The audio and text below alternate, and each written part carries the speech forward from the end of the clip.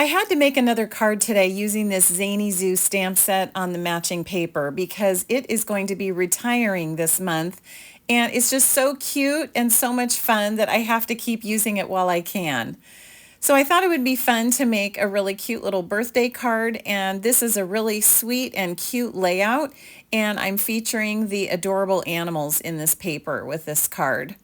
So I've used the paper a couple different ways here. I've added on some of the printed papers here for the background, and then we will cut out a few of the animals to use as our centerpieces. So I will have the measurements of all of these pieces on my website. You can go to the blog post at madetocreatewithlisa.com, and I will have all of the measurements and all of the supplies listed there for you. Now these are some of the nested essentials dies, which I also love, and look how they layer together perfectly. So I just layered up a couple of those pieces there with that sweet little elephant, and then we will use the sentiment from the Zany Zoo stamp set, and then we'll just also stamp a sentiment on the inside, and it's going to be finished.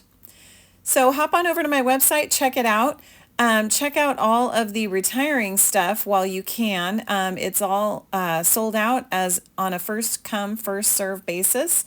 So grab it while you can, and don't miss out on this adorable paper. Thanks again for watching today. I hope that you will like this post and share it with your friends. I really appreciate you following along. And I hope you have a wonderful spring day today. I'm so happy that spring is here, and it definitely brings me sunshine and happiness. Thanks again, everyone, and have a great day.